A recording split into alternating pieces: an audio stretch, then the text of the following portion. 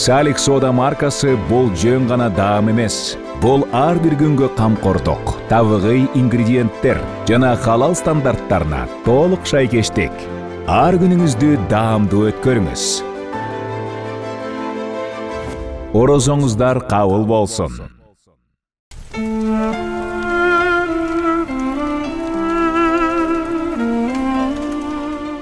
Assalamu alaikum, урматтуу телекөрүүчүлөр. Аллахым туткан оразоңуздарды кабыл кылсын. Рахмат жааган Рамазан аттуу берүүбүздө бүгүн студиябызда конокто Кыргызстан мусулмандары дин башкармалыгынын фатва бөлүмүнүн адиси Абу Бакыр Ажы Марат уулу келип отурат. Кош келиңиз. Кош көрдүк. Алла ыраазы болсун бардыгыңыздардан. Рахмат. Сиз менен бүгүнкү берүүбүздө ушул ыйык Рамазан айында шүгүрчүлүк тууралуу бир маек козгогубуз келип турат. Сизден ушу биринчи эле суроом, шүгүрчүлүк деген өзү эмне, ушул тууралуу бир учкай кеп козгоп кетсеңиз. Эң биринчиден бардыгыбызды жоктон бар кылып жараткан Алла субханаху ва таалага чексиз мактоолорубуз болсун. Сүйүктүү пайгамбарыбыз Мухаммад Мустафа саллаллаху алейхи ва салламга салам салаваттарыбыз болсун. Кудай таалам жалпы мусулман бир туугандарыбыздын туткан орозолорун кабыл кылсын. Ушул Рамазан орозосунун айында Кудай таалам кандай жакшылыктарды жашырып катып койгон болсо, толугу менен насип кылып, баардык күнөөлөрүбүздөн тазаланган абалда бул берекелүү айдан чыгуубузду Кудай таалам насип кылган болсун. Шүгүрчүлүк туурасында учкай кеп кылып кетсек анда. Шүгүрчүлүк бул момун мусулман адамдын эң жогорку сыпаттарынын бири болуп эсептелет. Алла субханаху ва таала өзү Кур'ан-ы Каримде бизди шүгүрчүлүк кылганга бизди буйруган. Алла айтат: "Астаиду билла вашкурули ва ла такфурун". Ой мен бенделерим, мага шүгүр келтиргиле, мага шүгүрсүздүк кылбагыла деп айтат. Жана пайгамбарыбыз да көптөгөн куттуу хадистеринде шүгүр келтирүүгө өзүнүн үммөтүн буйруган. Жалпы негизи шүгүр келтирүү момун мусулман адамга важип болуп эсептелет. Шүгүр деген сөздүн мааниси эмне? Аалымдарыбыз шүгүр келтирүү деген сөздүн түшүндүрмөсүн бир канча сөздөр менен түшүндүргөн. Кээ бир аалымдарыбыз баяндап айтат, шүгүр деген сөздүн мааниси дейт, бул Кудай таалам бендесине бир жакшылык неамат берсе, ошол неаматка жүрөктүн кубанып сүйүнүүсү дейт. Кандайдыр бир неамат келсе биз сүйүнөбүз да, бардыгыбыз кубанабыз. Жүрөктүн сүйүнүүсү жана ошол сүйүндүрүүчү болгон неаматы берип жаткан затка ыраазылык билдирүү. Кантип ыраазылык билдирет? Бүт дене мүчөсүн ошол затты ыраазы кылууга, кызматын кылууга арнайт экен. Бул бир аалымыбыздын түшүндүрмөсү. Ал эми кээ бир дагы бир аалым айтат, Шейх Саид Журжани деген аалымыбыз өзүнүн Тарифат китебинде дагы айтат, шүгүрчүлүк бул сорфул абди жамиа ма ан'ама Аллаху илейхи минас сам'i вал басари ва гайрихима иля ма хулиқат ли ажлихи дейт. Мааниси шүгүрчүлүк бул Алла таала бендесине берген бардык неамат белектерди дейт. Угуу болсун, көрүү болсун, кыскасы адамда бар болгон бардык белектерди бул жашоого эмне максатта жаралды? Ошол максаты үчүн сарптоосу мына ушул шүгүрчүлүк деп айтат. Кээ бир аалымдарыбыз дагы түшүндүрүп берет, шүгүрчүлүк бул ал-и'тирафу бин-ни'ма вал-кыяму бил-хидма дейт. Алла берген неаматты тааналуу дейт. Биздеги кандай бир жакшылык болгон болсо, неамат бул менин кыйындыгымдан же башка нерседен болуп атат деп өзүнө таандык кылбастан, жаратуучу мага берип атат деп тааналып моюндоо жана ошол берген заттын кызматын кылуу дейт. Кызматын кылуу деген мааниси буйруган ар бир буйруктарын так аткарат, тый деп тыйган өкүм арам иштеринен тыйылат. Ал эми ким адамдын ушул кылган шүгүрчүлүгү көп боло турган болсо, Алла таала андай бендесин шакур деген ат менен атайт экен. Шакур деген мааниси аябай көп шүгүр келтирүүчү дейт. Чындыгында мусулман адам Алла субханаху ва таала берген неаматтарга шүгүр келтирүүсү зарыл болот. Себеби жаратуучубуз Алла субханаху ва таала берген неаматтар аябай көп. Биз эсептеп бүтө албайбыз. Алла таала өзү Кур'ан-ы Каримде айтат: "Астаиду билла ва ин таудду ни'маталлахи ла тухсуха". Силер Алла таала берген неаматты эсептей турган болсоңор, эч качан санагына жете албайсыңар деп айтат. неаматтарга ушу кандай азыркы биздин заманыбызда дейбизби, кандай неамат, кайсы нерселерге шүгүр кылсак баягы жакшыраак болот? Алымдарыбыз Алла Таала бизге берген, бендесине берген неаматтарды 3 бөлүккө бөлүп карашат. Биринчиси неама дуньявия. Бул дүйнөгө тиешелүү Алла Тааланын берген неаматтары биринчи бөлүгү. Бул кайсыл? Мисалы, адамдын ден соолугунун чың болуусу, адалдан ырыскысы мол болуп, жетиштүү абалда келүүсү, жана башка алдыга койгон иштери ишке ашуусу бул дүйнөгө тиешелүү неаматтар болуп эсептелет. Жакшылыктары. Ал эми экинчи мааниси, экинчи Кудай Таала берген жакшылык неаматтардын түрү бул динге тиешелүү жакшылыктар болот экен. Динге тиешелүү мисал катары айтып өткөн болсок, бул адамдын ибадаттарга бекем болуусу. Намаз окуйт, орозо тутат, зекетин берет, мүмкүнчүлүгү жетсе ажылыкка барат, жана башка жакшы иштерди кылат, жана илимдүү болуусу, дин тарабынан терең, кенен илимге ээ болуусу бул да динге тиешелүү жакшылык неаматтарга кирет. Таква болуусу, булардын бардыгы динге тиешелүү неаматтар экен. Ал эми үчүнчү бөлүгү неама ухравия, акыретке тиешелүү неаматтар болот. Акыретте кандай неаматтар берилет? Биздин момун мусулмандардын аз кылган амалына Алла Таала аябай көп кылып сооп белек берет экен да. Бул акыретке тиешелүү неаматтар болуп эсептелет. Ушул неаматтардын 3 түрүнүн ар бирине биз шүгүр келтирүүшүбүз милдет болуп эсептелет. Алла субханаху ва таала бендесине берген неаматтардын эң улуусу бул ыйман неаматы. Ыйман бул Алла Тааланы таанып, ага баш ийүү, ал жөнөткөн элчисин таанып, анын айткандарын кылуу. Бул ыйман неаматы эң чоң улуу неаматтардан болуп эсептелет. Алла субханаху ва таала бул ыйман неаматын өзүнүн каалаган бенделерине гана берет Кудай Таала. Кайсыл бенде өзү Алла Таала берген ыктыярды ошол жакшы жака бурат, ыйман тарапка, мусулман болуу тарабына Кудай Таала ошону жаратып берет. Андан кийин эле биз шүгүр келтирip зарыл болгон неаматтардан Алла субханаху ва таала бизге чың ден соолук берип атат. Канчалаган биз билген дагы, билбеген дагы көптөгөн неаматтарды берип атат. Ааламды карай турган болсо да Алла Тааланын адам баласы үчүн жаратып койгон белектер аябай көп болуп эсептелет. Анан неаматтарды аалымдарыбыз башка бир тараптан экиге бөлүп беришет. Биринчиси, кээ бир неаматтар бар экен, жакшылыктар. Кудай Таалам түз өзү берип коет экен. Ал эми кээ бир неаматтар бар, Кудай Таалам бирөөлөрдү ортомчу кылып, себепчи кылып берет экен. Биз ушул эки жол менен келген неаматтардын бардыгына биз шүгүр келтиришибиз милдет болуп эсептелет. Алла субханаху ва таала өзү бизге Мухаммад пайгамбарыбыз саллаллаху алейхи ва салламды себепчи кылып көп неамат белектерди берген. Пайгамбарыбыз келип бактылуулуктун жолун көргөзүп кеткен. Бул жашоодо кантип бактылуу болобуз, акыретте кантип бактылуу болобуз, жана динибизге тиешелүү бардык таалимдерди бизге үйрөтүп кетти. Пайгамбарыбызга биз шүгүр айтып, ыраазылык билдиришибиз керек. Ошондой эле ата-энебиз себептен бизге Алла Таала канчалаган жакшы неаматтарды берди. Ата-энебиз себептен биз бул жарык жашоого келдик. Алардын көзөмөлүндө биз аман-эсен эрезеге жетип, биз улгайып атабыз. Ошондой эле устаздарыбыз, аалымдарыбыз себептен, досторубуз, тууган уруктарыбыз, кыскасы кайсыл адамдардын сизге жакшылыгы тийип аткан болсо, ошолордун себебинен сиз бир жакшылыкка жетип атасыз. Ошондуктан аларга дагы биз шүгүр келтиришибиз милдет зарыл болуп эсептелет.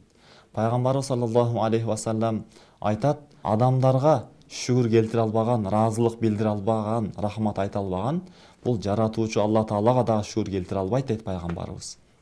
Ошондуктан адамдар аркылуу келе жаткан неаматты биз билебиз, албетте, Алладан болуп жатат экендигин. Алла кааласа бермек, болбосо бербей коймок, сен өтө деле зарыл эмессиң деп себепчи болгон адамдарды биз нааразы кылбашыбыз керек. Алардын көңүлүн оорутуп, сен жок болсоң да Алла Таала бере бермек деген сөздөрдү айтуу бул туура эмес болуп эсептелет. Себеби Алла субханаху ва таала өзү Кур'ан-ы Каримде айткан экен: "Астайбу билла, анишкурли вали валидайка ва илайял масир" деген экен Кур'анда. Сен биринчи мага шүгүр келтир, ой бендем. Андан кийин эле ата энеңе шүгүр келтир деп айткан экен. Өзүнө шүгүр келтирүүнү буйругандай эле өзүнөн кийин эле ата энени кошуп берген экен шүгүр келтир деп. Демек биздин динибизден болуп эсептелет. Аллага дагы шүгүр келтиребиз.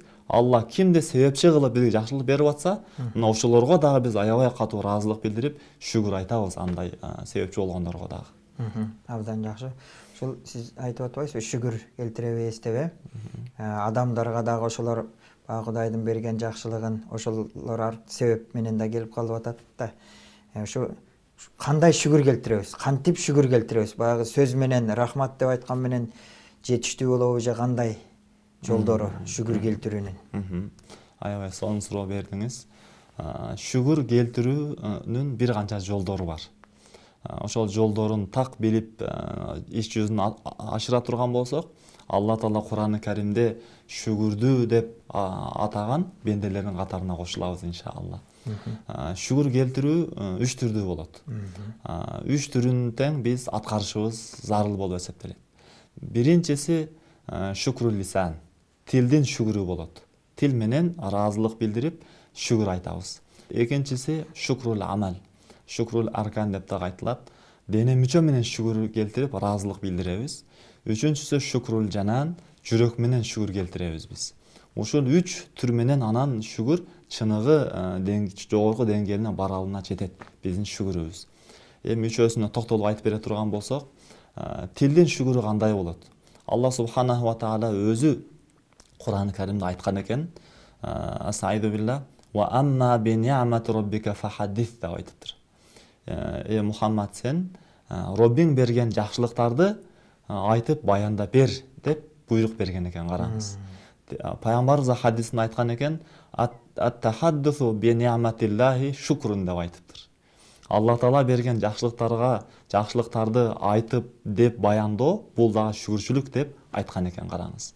Алымдарыбыз дагы айтат экен, ким Алла Таала берген жакшылыкты алып туруп, бирок жаап жашырып эч кимге айтпай жүрө берсе, бул ошо берген неаматка шүгүрсүздүк кылган болот деп айтышыптыр. Ошондуктан биз тилибиз менен көп Аллага мактоолорду айтабыз. Тилибиз менен жана айткандай эле түз келген белектерди Аллага, ошондой эле бирөө ортомчу себептен келип аткан Алланын белектерин ошо ортомчу адамдарга ыраазылыкты көп билдиришибиз керек.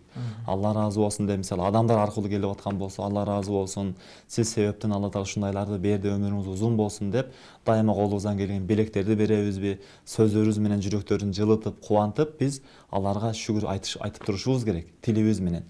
Ушул тил туурасында шүгүр келтирүү зарыл экендигин пайгамбар хадисте дагы баса белгилеп айтып өтүп кеткен экен.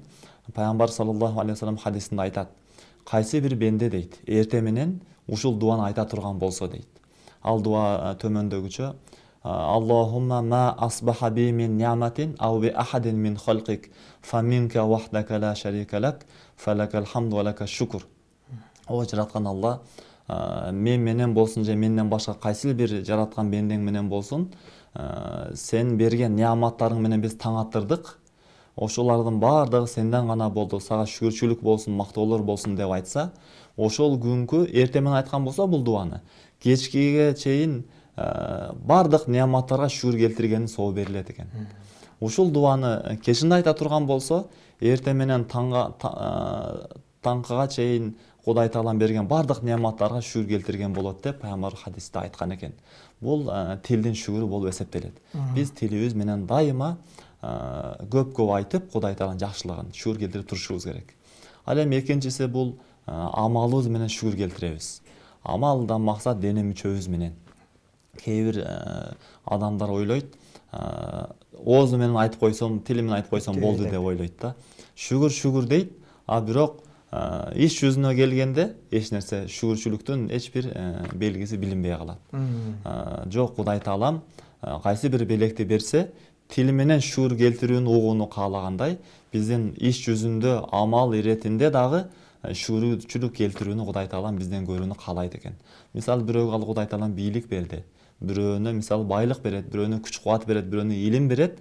Буларды оозу менен эле шүгүр деп туруп, бирок бир муктаж адам келсе, ошол бийлигинен пайдаланып, байлыгынан же башка ошол илиминен, күч кубатынан пайдаланып жардам берүүгө мүмкүнчүлүгү жетип туруп жардам бербесе, бул адамдын тил менен айткан шүгүрчүлүгү толук болбой калат бул адамдын. Шүгүрсүздүк болуп калат тескерисинче бул.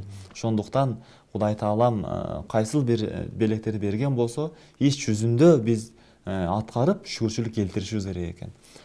Бул дене менен шүгүр келтирүүнүн бизге үйрөткөн эң чоң улуу зат пайгамбарыбыз болуп эсептелет. Пайгамбар саллаллаху алейхи ва саллям жөнүндө хадисте Айша энебиз айтат, пайгамбарыбыз түн ушунчалык көп намаз окучу дейт. Буттары шишип кетет эле деп айтат. Айша энебиз пайгамбарыбыздан келип сурадым дейт, Алланын элчиси, Алла Таала сиздин алгачкы жана кийинки баардык күнөөңүздү кечирип койгонго, эмнеге мынча кыйнайсыз өзүңүздү дегенде пайгамбарыбыз саллаллаху алейхи ва саллям жооп берген экен. Афала акун абдан шакуран деп айткан экен. Мен Роббиме шүгүр келтире турган бенде болбошум керекпи деп айткан экен, караңыз. Тили менен айтып койбостон, түнү менен буту шишигенге чейин намаз окуп, дене менен дагы эмне кылган пайгамбар саллаллаху алейхи ва саллям көргөзүп берген экен. Байлыктын неаматын кол ачыктык кылып, жомарттуулук менен, берешендүүлүк менен шүгүр келтиребиз. Бийлик кызмат ордун берген болсо, ошол кызмат ордубуздан пайдаланып, адамдарга колубуздан келишинче муктаждыктарын чечип берип, алардын көйгөйлөрүн чечип биз шүгүр келтирген болобуз. Алла берген күч кубатты бирөөлөргө, алсыздарга жардам берүү менен, Алла берген илимди, илимсиз адамдар сурап келсе же илим алганы келсе, аларга илим үйрөтүп берип биз шүгүр келтиребиз. Булардын баардыгы ошол амал менен, дене мүчө менен шүгүр келтирүү болуп эсептелет. Ал эми үчүнчү бөлүгү бул жүрөктүн шүгүр келтирүүсү.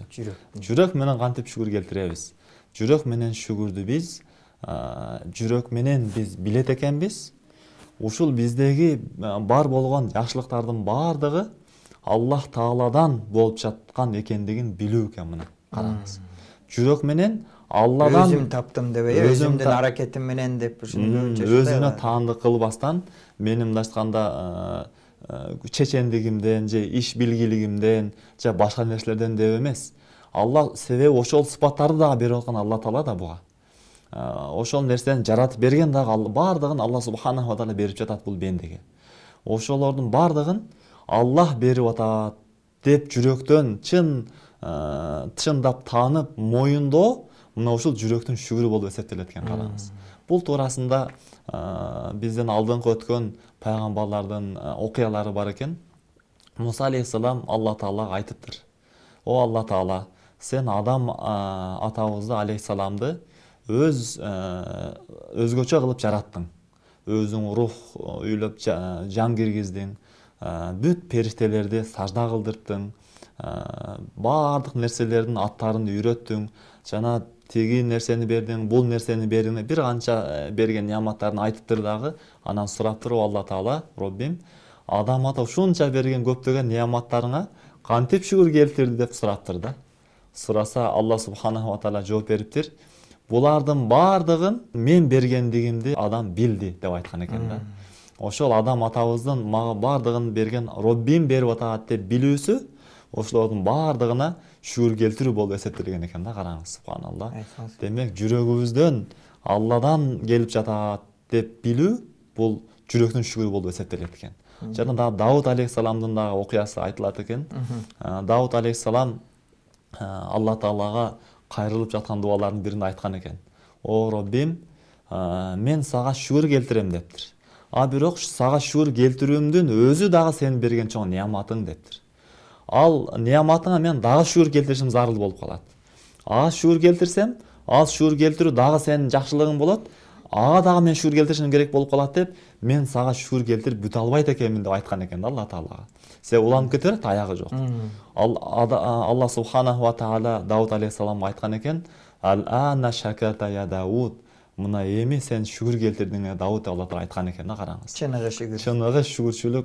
Мен Алла Таалага толук деңгээлде шүгүр келтирип коем мен деп өзүн ошондой абалда сезүү, бул туура эмес болуп калат экен чындыгында. Адам өзүнүн шүгүр чыныгы деңгээлде шүгүр келтирүүдөн алсыз экендигин билүүсү, мына ушул дагы жүрөктүн шүгүрү болуп эсептелет экен. Сөзүңүзгө аралжы, мына мындай бар го, кээ бир адамдар бар го. мен иштеп атканда, мен кыйналып таап, мындай кылып кыйналып иштеп атканда бул жаткан неге берем буга? Эми мен ошентип эмгек кылып тапкан нерсемден мен буга бул иштебейби анда дегендей ушундай неме менен баягы сиз айткандай Кудай Таалам берген жакшылыктарын эч кимге бул мен ушул менин эмгегим менен таптым, мен гана кулумун дейт го. Ушундай адамдар бар да, мен бербейм буга. Мен иштеп атканда булар иштеген эмес мендей болуп деп.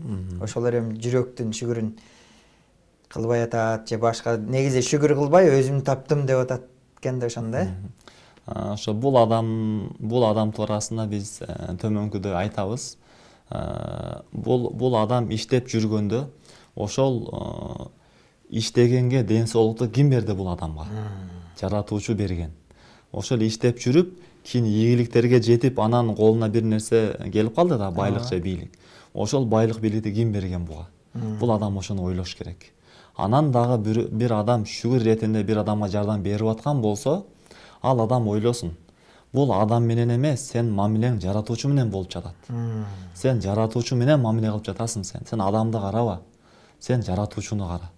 Алланы ыраазы кылуу, Аллага шүгүр келтирүү үчүн адам бирөөгө жакшылык берет да чындыгында. Ошондуктан ката ушундай бир түшүнүк бар элибизде. Адамга мен жакшылык кылсам, бул адам мага шүгүр келтирбей койду деп туруп, адамдан таарынып калат чындыгында. Демек бул адамдын ниети, ыхласы бир аз толук болбой калгандыгынын белгиси болот бул. Себеби адам бирөөгө жакшылык берип аткан болсо, бул Алланын ыраазылыгын каалап гана берет. Алланын ыраазылыгы үчүн бердиби, болду. Бул адам шүгүр келтиреби, келтирбей, бул адамдын иши. Бул адамдын өзүнө айтабыз, сен шүгүр келтир, Алла сага ушун себепчи кылып берип атат деп биз буга айтабыз, сен шүгүр келтиришиң зарыл деп. Ал эми бул берген адамга айтабыз, сен мындан шүгүр күтпө деп айтабыз. Себеби бул сен муну шүгүр үчүн сен берген жоксуң, сен Алланын ыраазычылыгы үчүн гана бердиң деп айтабыз.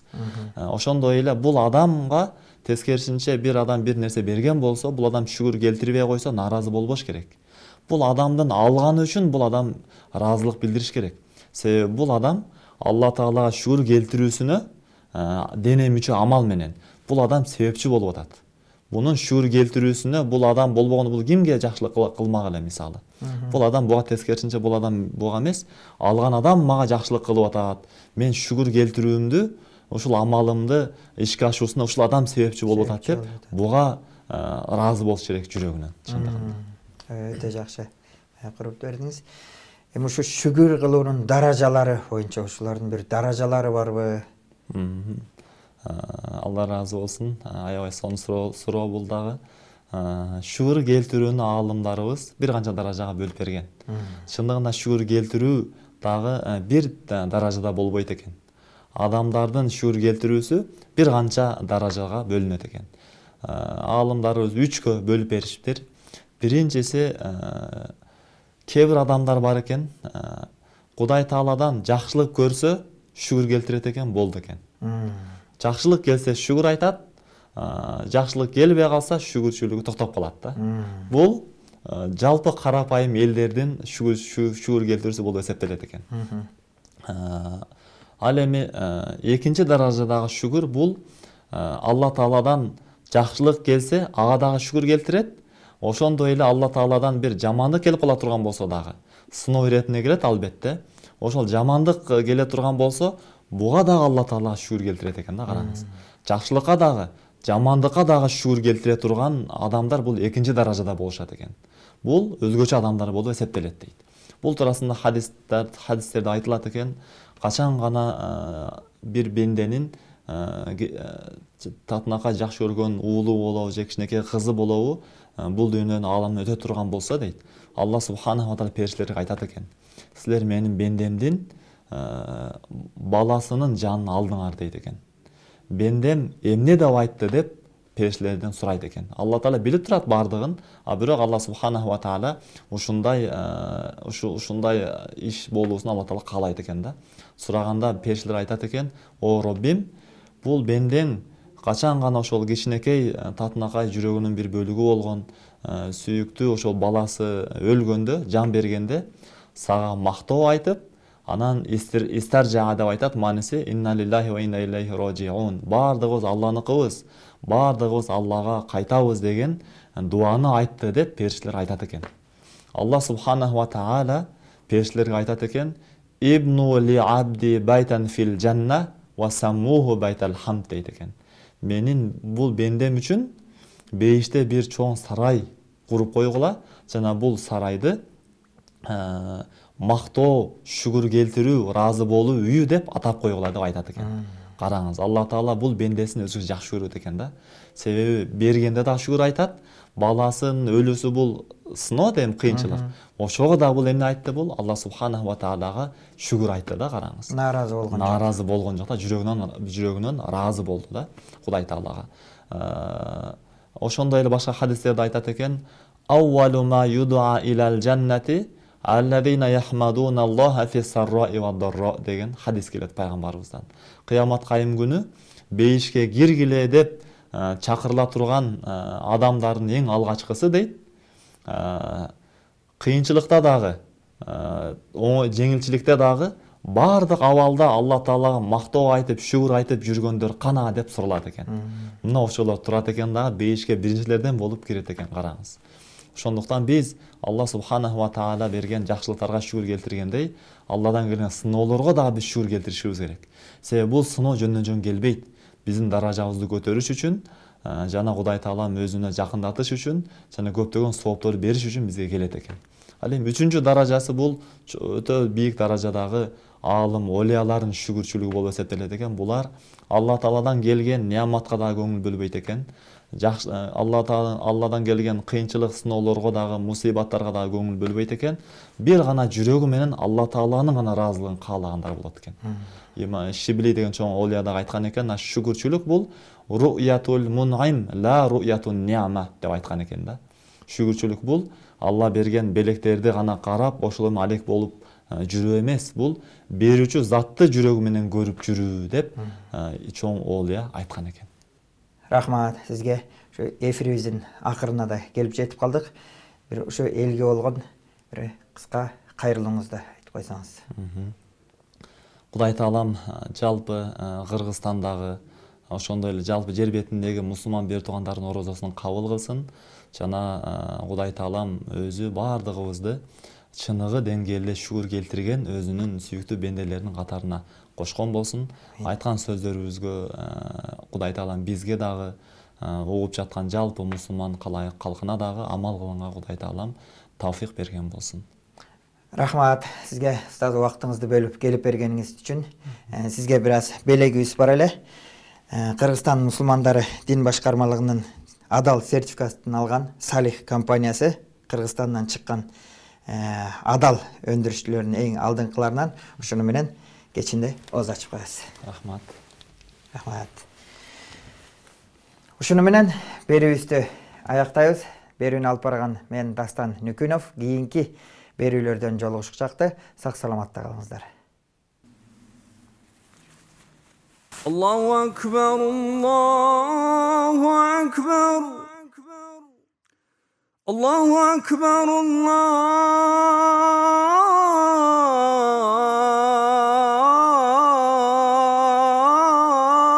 Allahu akbar. Eşhedü en la ilahe illallah. Eşhedü en la ilahe illallah.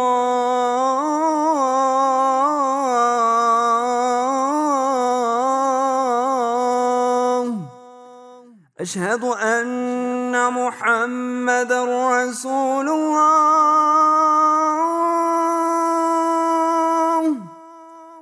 Eşhedü enne Muhammeden Resulullah.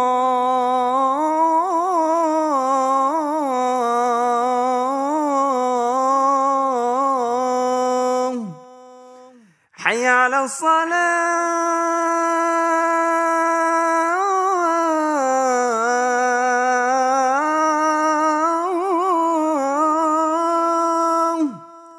حي على الصلاة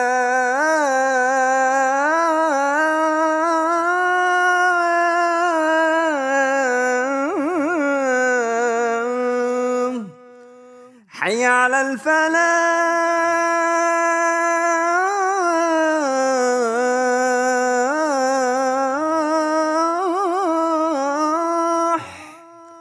حي على الفلاح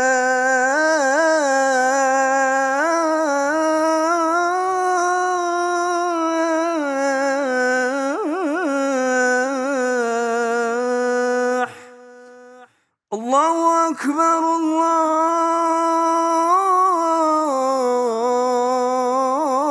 الله أكبر لا إله إلا الله.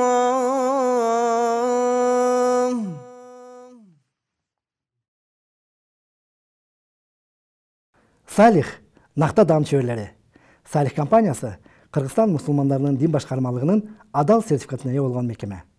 Салих компаниясы елімізге адал азық тартуулайт. Рамазан айыңыздар марек, оразаңыздар қабыл болсын.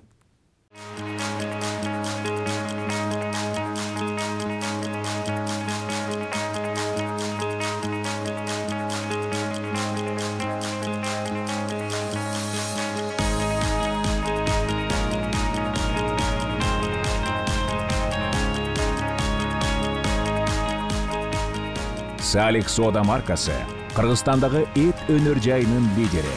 Бардык продукциялар халал принцибинде даярдалып, эл аралык стандарттарга ылайык EAC ISO 22000 талаптарына жооп берет. Салих сода маркасы сапаттуу продукцияларды өндүрөт. Колбаса азыктары, эттен жасалган деликатес, сэндвичтер, хот-догдор жана бургерлер